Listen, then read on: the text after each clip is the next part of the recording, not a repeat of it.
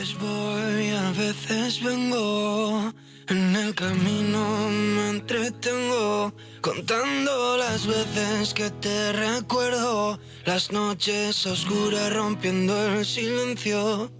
No sé si vas a tomarme en serio, pero es que quiero perderme en tu pelo y sentir tu aliento si me desvelo.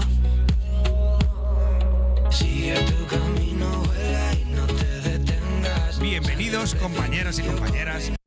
Welcome, dear comrades, to the Agraphone. We're going to be talking about the construction of peaceful democracies. Let's receive the president of the Socialist delegation, Javier Moreno, the president of EAIST Group, Iratxe García, president of Socialist International, George Papandreou, and the Minister of Foreign Affairs and Cooperation and Development, José Álvarez.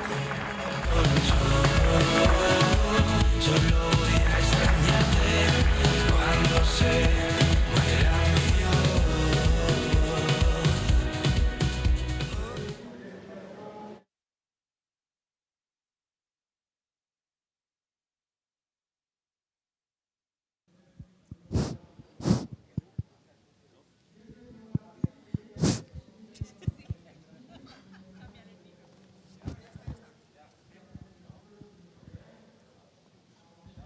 Sí, ahora.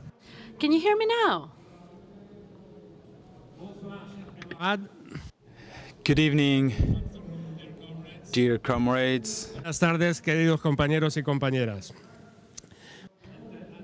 Good evening, comrades. First of all, we would like to give you a warm welcome to this event that has been organized by the Socialist and Democratic parties at the EU, the second group in the Parliament, the central group that tries to bring the European Parliament towards equality, justice, and fair environmental transition and giving opportunities to all the citizens. And it is a great pleasure to have this Agora session here in the framework of Socialist International. This week we've started with Socialist International of Women, in which we've chosen for the first time a Latin American woman, Janet Gamiro, who deserves a big round of applause. And above all, in a day that is very relevant, November 25th, the International Day for the eradication of violence against women. So this is a very good moment. We've also met with the youngsters.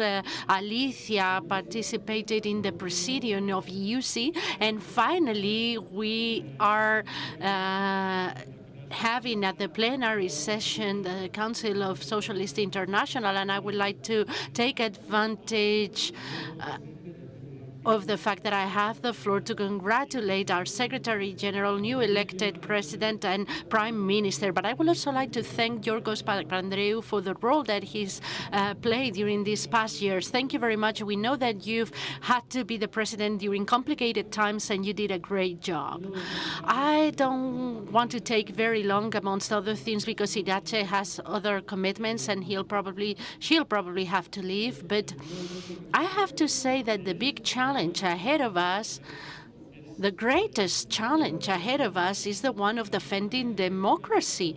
We have to take care of democracy on a daily basis. We see that when there are elections with fake news, cyber attacks, problems, the rise of the extreme right, not only in Europe but worldwide, and the role of the Socialist International and the Socialist Group in the European Parliament is the one of defending our core values. We're living a complicated world. We just came out of a pandemic, and when people was going back to normal, all of a sudden the war started in Ukraine. And I think that all the parties that are part of Socialist International need to work together. We're coming to a new era for Socialist International. And Mitterrand said nationalism is war. And precisely, Socialist International is exactly the opposite. We're intending to work together. And as my role of moderator, I'm going to give the floor to Irache, who's a great friend, a dear friend. Also, we've worked together at the European Parliament. And Irache, as I was saying before, our socialist group play a very important role at the European Parliament, but not only there, also in the Balkans, in Latin America. And could you explain what's the role that we're playing right now, especially when we talk about parliamentary diplomacy, that it is also helping in the international arena? Thank you very much, Javier, and good evening to everyone. Before starting and before answering your question, Javier, I would like to express my recognition and my gratitude to Georgios Pandreou for the wonderful work that he's done leading Socialist International during difficult times. But this is not a farewell. We're fully aware that in this world where we're living, we need more and more the commitment of wise people like yourself, Georgios, people with expertise, with experience, and who fully understand the role that we can play in different spheres. So even if you're not presiding this wonderful organization anymore, we're still counting on you, and I'm sure that you will also be linked with us, and you will help us in this new trajectory that we begin today. Dear comrades, right now we're living difficult times with war in the European continent, and our thoughts go back to the darkest time in the last century and also takes us back to the values of the European Union. The European Union was created after Second World War with a clear mission, preventing war and building a European continent based on the values of peace. Very often when we have meetings with young people and they ask, why? Why is it important to have the European Union? Just saying that will make worthy the European Union. We're there to guarantee peace, to guarantee coexistence, and to guarantee understanding for each one of us with each one of your experience. The European continent, peace and hope in a future that is shared and it is better with war in Ukraine has brought us together to the challenge that unites us when we started Europe. The aggression of Russia against Ukraine is an attack to the European security, but it is also an attack to democracy, to fundamental rights, and that is why it's so necessary to have the commitment of all the citizens to build a new world order based on coexistence, peaceful coexistence, based in dialogue and understanding. And we've said this oftentimes, the clear position of the European Union, it is not a position against the Russian people, because this war will end. It will come a time when it will end, and we will need to build bridges again, and we will need to regain trust.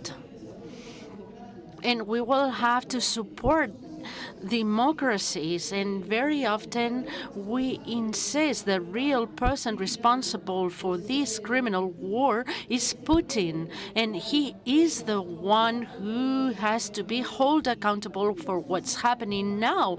And this is an important signal, the one that we have to send out in that sense. At the European Union also we play a very important role in the new reconstruction, sparing no efforts. The more the threats of unity, the more the unity and the greater our determination with our neighbors with whom we share common values. We want to bring hope to all the Ukrainian people, hope in the end of this war, hope to share together a new and a better future, because the European and the socialist perspective has to be based in this hope, the same one of the European Union, democracy, the defense of the democracy and the freedoms that it represents for all and each one of our countries and for all and each one of the European citizens up until now. Socialists, as a political family, we are the quintessence of the political project, European political projects. We're leading the fight for peace, democracy, human rights, and fundamental freedoms,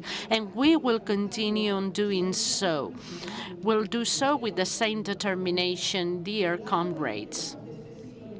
During this 21st century,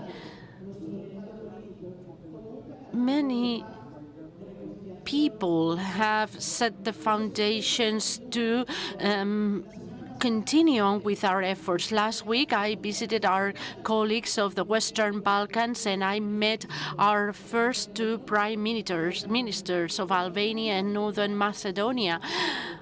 Western Balkanians suffer because of dramatic wars that are still present in our memory, wars that we remember, the ghost of the past. The same narrative remain present in the political sphere in the region, and we have to pay attention to that as well. And that's why I feel very proud of seeing that as socialists represent in Western Balkans the same way we did when raising the European project and the European Union, and our colleagues are working to guarantee peace and to guarantee the implementation of strong and democratic institutions that will promote reconciliation. They are the ones who know and defend that reconciliation is an indispensable requirement in order to build prosperous and progressive societies.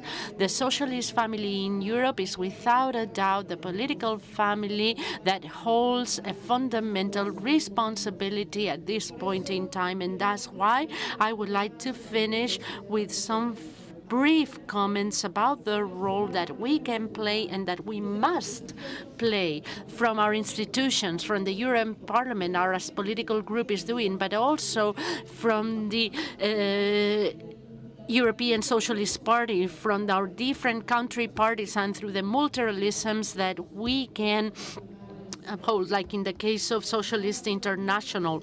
Let's be aware of the fact that it is complicated to build these areas for understanding, but also let's be aware that it is worth it. It is worth our time and our efforts, and we have to be clear about one thing: the firm and united position that the European Union is having, defending the democracy and defending Ukraine needs to come together with the support of the citizens, as is happening right now. But we are fully aware of the fact that the consequences of this war can be extended over time, and citizens need to understand why we're taken the side of democracy, we've taken the side of the European values, and that's why we're working at the European Parliament, so that apart from defending this clear stance, defending freedoms, values, and democracy, we will also defend a stronger Europe that it is capable of responding to the social and economic consequences of this war, because the citizens also need at this moment a clear commitment from the European institutions so that they will not suffer what crisis that we're starting to notice right now with the rising inflation, increased prices of fuels and energy, and that's why our commitment has to be clear and firm. I'm sure that we can build peace, and I'm sure that it is worth it. Only peace was the main objective to build the European Union, and that has to be the value that guides us in the work that we do. Hopefully I have answered your question, Javier, and I'm going to pay very close attention to what our colleagues in this roundtable have to say, both José Manuel and Georgios. Thank you. Thank you very much. And in this pathway towards peace and democratic societies, we have a new protagonist. our former Prime Minister José Luis, who continues working in favor of peace and democracy in the world. And I feel very proud to have him here with us this evening. Dear Yorgos. Dear Yorgos. As I have been Prime Minister, Foreign Minister, I think you know a little bit about politics. So, our political family used to deal with any kind of crisis. Your country and my country, we experienced the cruel dictatorship, and our parties, respective parties, we have a big role to the transition to democracy. And as I said before, now democracy is in danger. So, with your large experience, with all the crises you know, I remember 2008, we had the right answer to the financial crisis we had, but the austerity imposed by the conservatives or the liberal was completely wrong. Now we destroy the welfare state, there are more poverty, more inequalities. So, for the future, with all your experience, how do you see how we can fight against this far right, this populism who is arising again, and not only in Europe, around the world? So please, you have the floor. Well, thank you very much. It's a pleasure and an honor to be here. So Luis, very nice to see you. I first came to Madrid as an activist on the day when PSOE won its first elections with Felipe González. And I was celebrating with everybody else. And then I went to train from here to Paris or somewhere in southern France, where it was the Congress of the French Socialist Party, where Mitterrand had won. So it was a very special moment. But seeing José Luis here, we went through together a crisis in Europe. And I think when as Iratxe was saying, many people say, why do we need Europe? Well, what I realized, and I'm sure José Luis also realized, is that when Europe works together, united, we are very strong. In the financial crisis, we took a long while to work united together, and we took the wrong measures. We thought that if we put austerity on Greece, we put austerity on Spain, austerity on Portugal, or wherever else, this would solve the problem. The problem was not that. There were problems, but the problem was the markets were playing games, and until united Europe said, stop markets, we will support these countries, we will buy the bonds. Draghi said, we will do whatever it takes. We were suffering. So when Europe is united, it can be a strong force. Then we had the refugee crisis. Again, Europe was not united. And this created problems because in one country, many took refugees, others said no, and the racism started and so on. We could have solved this, or at least dealt with it in a normal way. There are two other positive experiences though. The COVID experience, where at some point we got together to deal with it together, and not only that, but also to deal with the economic ramifications, the economic crisis, by borrowing together, by investing together, and we were able to manage the COVID crisis. And now, Ukraine. We are united against the authoritarian invasion of Putin. And of course, there are bigger challenges also. Climate change. Europe has taken many steps. We need to take more. But if we are not united, if we are not working together, we will not be able to deal with these issues. But united does not mean simply, and this is where the socialist is, a free market. It means common policies for our citizens, common policies for our economies, common policies for the weaker, the vulnerable part of our society. And that is where democracy is very important. Democracy is important because I believe if we had democracy in Russia, we would not have had an invasion in Ukraine. There may have been differences, there may have been dialogue, but we would not have this terrible situation where you can have a dictator bombing the country's energy sources just to kill off people for winter. I don't think even the Russian people would accept that. But they cannot say, they cannot voice their opposition.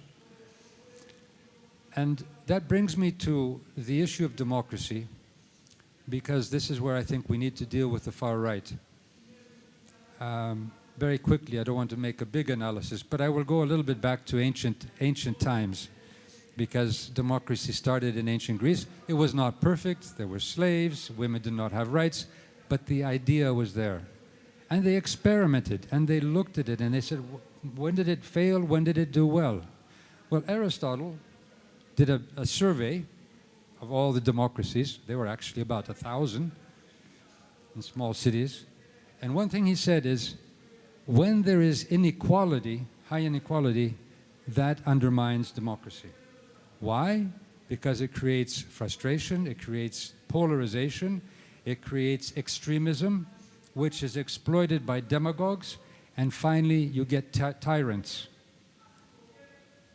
He learned from that experience. We should learn from that experience. So fighting for equality is also fighting to save our democracies and not letting the extreme right take up power.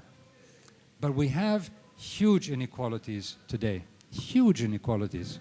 And one of the reasons we have huge inequalities is that in the past, in social democracy, the capital would negotiate with the workers in one country and there would be an agreement.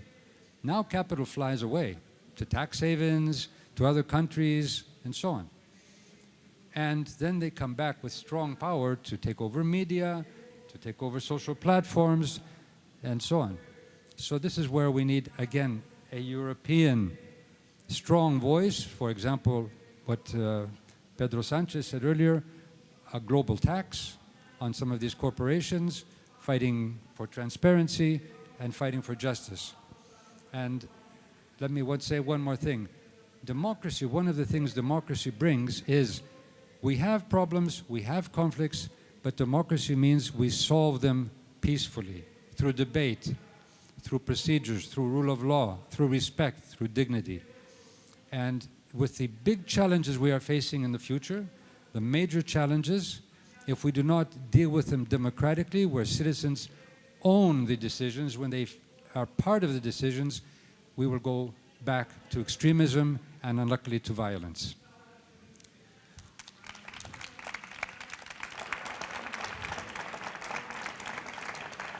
Thank you very much, Yorgos.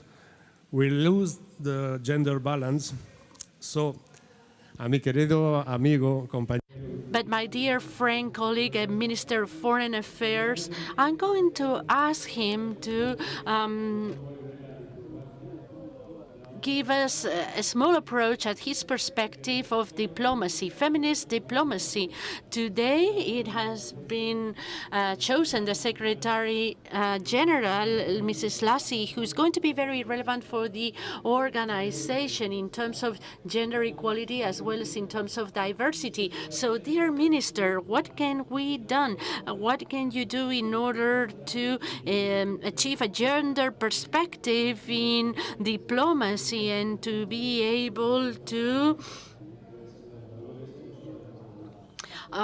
defend the values that we defend? And thank you for being here with us. It's a real pleasure. I think today is a very good day for all the socialists and above all for Socialists International. First of all, because we go from a great leadership like the one of Georgios, and I would like to thank him for the wonderful job that he did during his time. And now we go to another leadership like the one of Pedro Sanchez, and we have the presence of José Luis Rodríguez Zapatero. And as you say, for the first time, we have a woman being the Secretary General of Socialist International, and African women, where the fight of the women is even more relevant and more determined. Today is also a very special day for Socialist International to choose for the first time a lady as the Secretary General. It's a day to think about how women contribute and to think about the fight of women and what do we lose when we're not advancing in this fight. Spain is one of the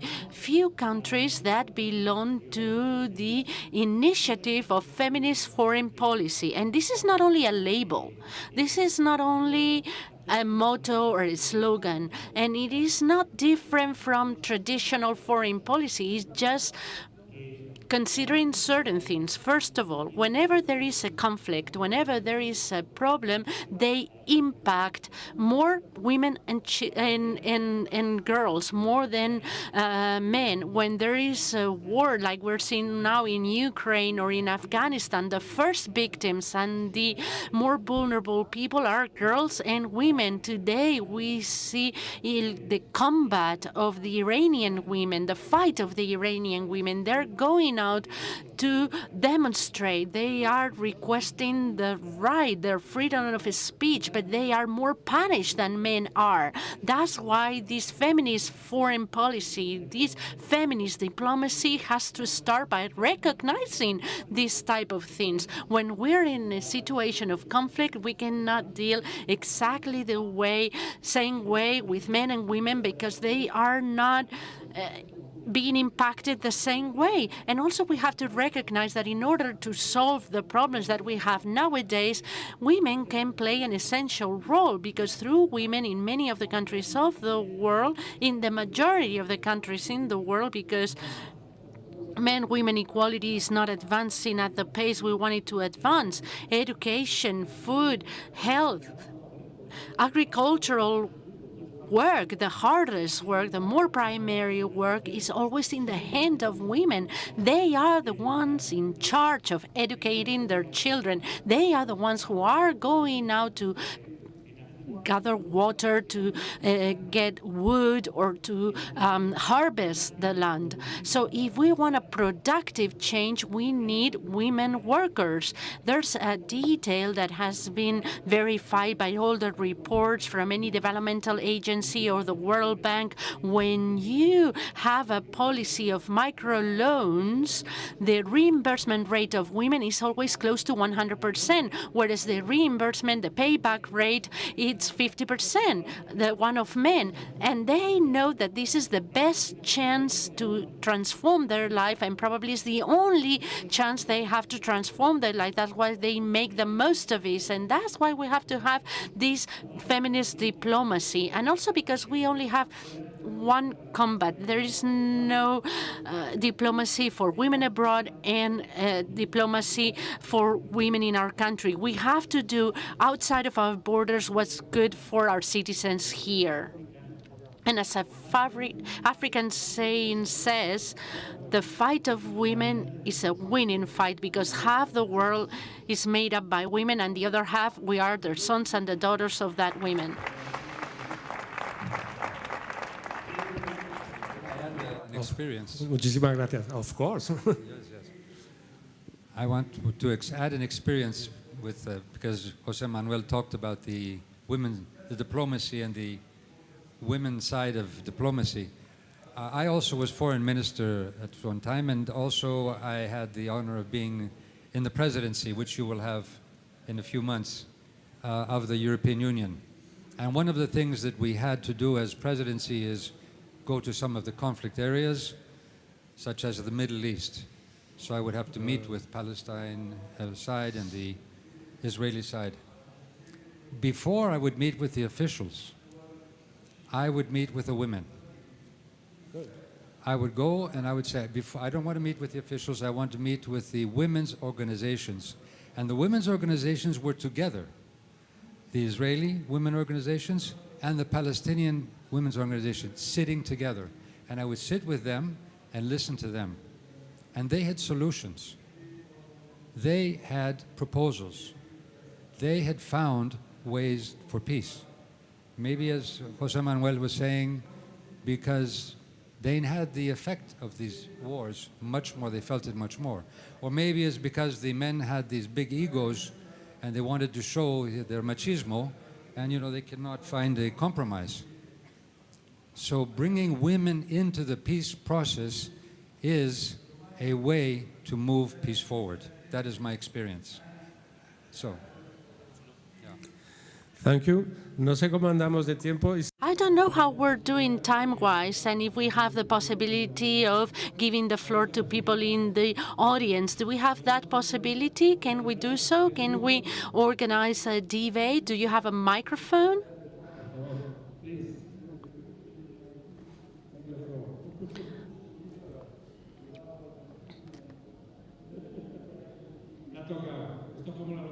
It's your turn. You won the lottery right now. There's an idea that has been present here and that it's very important to highlight, in my opinion. I read and reread the San Francisco Charter, and this is very similar to a constitution for a desirable international community. I read and read the preamble, the first articles, and there are three principles that are very clear. Peaceful solution of conflicts, principle of equality between nations, irrespective of their political system, and third, cooperation. In my opinion, it is against the Charter of the UN declaring a competitor country, a country that you're in conflict with. And in my opinion,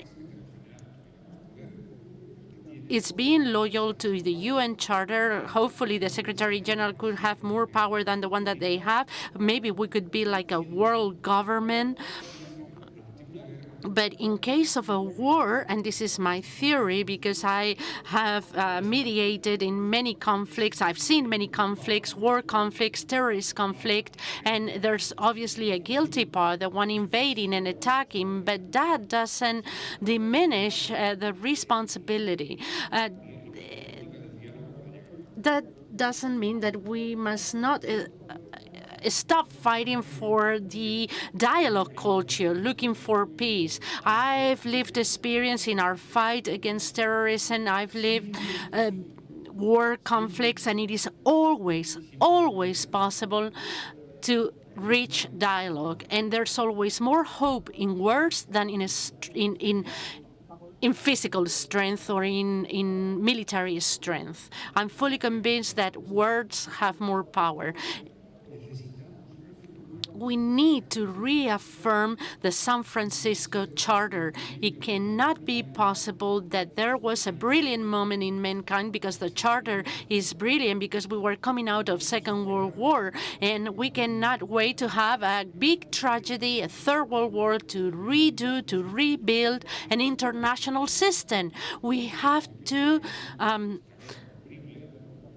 take steps now. We have now this terrible war. The guilty party is Putin, without a doubt. I agree with that, and he's trying to hurt our values. But we have to try and do something now, and we have to try to use diplomacy as we do with other conflicts. Why? Because peace requires our anticipation, our visualization, our desire for it.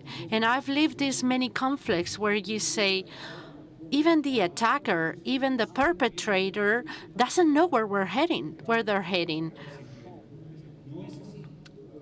We think that they think what they're doing, but it's not always the case. That's what we discover when we visit the worst territories. It's going to be worth it. It's going to be worth it to try and talk, and I think the European Union holds a huge responsibility. I don't know when will be the moment. I don't know which countries can do it. Maybe Socialist International is not the most appropriate, but maybe we should launch an initiative, a text, a declaration, one thing, asking for a ceasefire, for a truce, an exchange of prisoners, paying attention to humanitarian aspects and power infrastructure, because a lot of people is going to die not only because of the missiles, but because of the cold in the war. And we need to create a high group of experts that will present a political proposal for peace for the next 6 months. But we have to put something on the table. Because my opinion is that when you let a lot of time pass by in a conflict, things worsen. We're still living the consequences of the fall of Berlin's Wall, and we're still suffering the consequences of Afghanistan. They're going to last very long, the ones in Iraq as well. Not to mention this war between Russia and Ukraine. The earlier we present a proposal, the better. I don't know what the minister thinks. Maybe it's not the moment, but really we should be doing it. Peace is very important. Peace is extremely important. Of course, there's a guilty party here, but nothing is as important as achieving peace, and we have to risk it in order to achieve a transformation, a change. And we have to anticipate the end of the war. Why am I saying this? Because this war will end up one way or another with an agreement, presumably, and that will define the international order that we are going to have in the near future. And we have to be ready. We have to start creating a culture, an idea. And I think we can be based on San Francisco's charter, but that's what I had to say. I totally agree with the fact that we're in a moment that international order that we've all lived in these last decades, which is the one that stem of the falling of Berlin Wall, is not working anymore. And we're defining a new order that we might live in coming decades. And since we are starting to see the shape of it, well, you don't realize of the historical moment that you're living, because history can only see with a perspective, not when you're in the middle of the situation. But we have many things at stake. We have a stake looking into the future or going back to the past. Looking into the future is using the values of the UN Charter, which are included in the construction of the European Union that has brought us many decades of peace and prosperity, democracy, equality of the states, abolition of war as a way of solving conflicts. We can use the war as a way of solving conflicts. Or we can go to the other model, which is the one that Vladimir Putin is in favor of, which is a model that looks back to the past, to darker areas in Europe, with barbed wire, with limited sovereignty of the states. So we are defending the UN Charter, and we are also defending the values, not only our values as social democrats, but the ones that are the drivers for peace, stability, and security. And this is what it is at stake. But I agree with you. All the things that the European governments are doing is to look for peace. We want peace in Ukraine, and we want peace in Ukraine so that war can never return to Europe. We thought that we were not going to have a war at our doorsteps, but on November 9th, I traveled to Kiev, and one of the things that it is amazing when you travel to Ukraine is how fast you get there. It's right around the corner. It's right there. It takes you a couple of hours, and then you're there. So this is a fight that we're fighting, but it is going to be extremely necessary and will define our future. The decisions that we're taking now and the decisions that we take in the coming months will define the new world order, at least the Euro-Atlantic order, which is basic to advance in the world. But also, it must be very clear that all the things that we do have as a single purpose to go back to peace as soon as possible. And one thing that it is very concerning, and this is linked with the comments that were made before with regards to the extreme right, it's when we look into the future, to plurality, diversity, values of the San Francisco Charter, or look into the past, to the strongest one, lawless city, because in our society we have political forces that see themselves in the mirror of Vladimir Putin, that they think that they can use the force to impose their ideas, that they don't believe in peace, in tolerance, and they don't believe in democracy. And that's a fight that we have to fight here in our societies. I wanted to agree with President Zapatero. I think it's a good idea if we take some initiative, Jose Luis, some initiative, maybe a Socialist International, maybe as former leaders, socialists, progressives, because I have seen conflicts, you have seen conflicts. It may not be the time where Putin would like to sit down himself officially for negotiations, but to have a second track, a parallel track, where people are in contact, people are exchanging ideas, where we can meet with people on the other side who may be ready to see what the different future might be, prepare, and maybe build up the ground and show that there is a different way than war. This may at some point be very crucial for solving this issue. So I think this is a very good idea, Jose Luis, and maybe we should continue on that.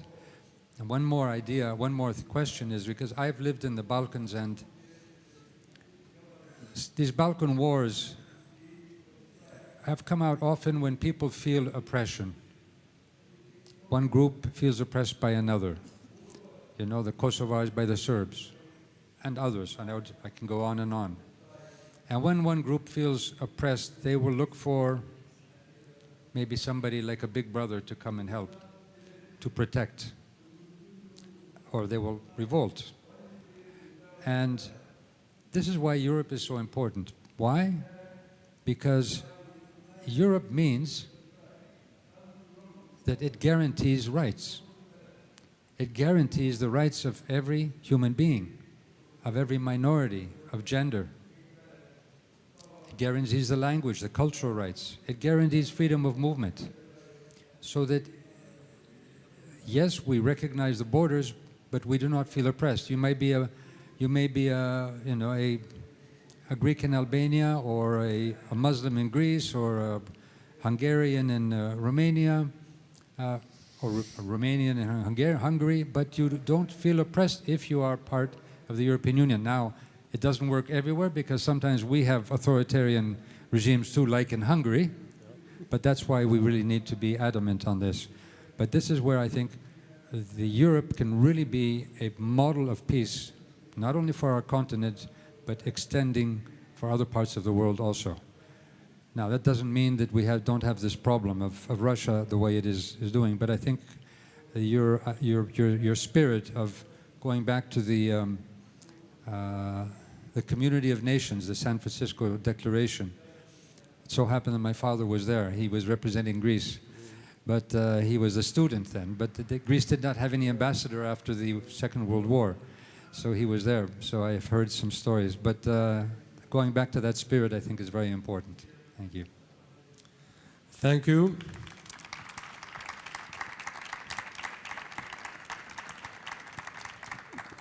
Yo creo que la conclusión de este debate. I think the conclusion of this debate is one word: peace. And Jose Luis, we are all here committed with peace. You've made a wonderful proposal, but I have to remind you that we all have in mind, even the younger ones, even if they were very small, that the first decision that you took as the president of the government was to withdraw our troops from Iraq. So that has been very important. That will be read in the history book. And now it's time for our minister to fight. And Yorgos also needs to move on. Thank you very much for being, all of you, with us. Muchas gracias. The time was short, but I think it was very interesting debate, and we continue fighting for the peace. Levantaremos al sol.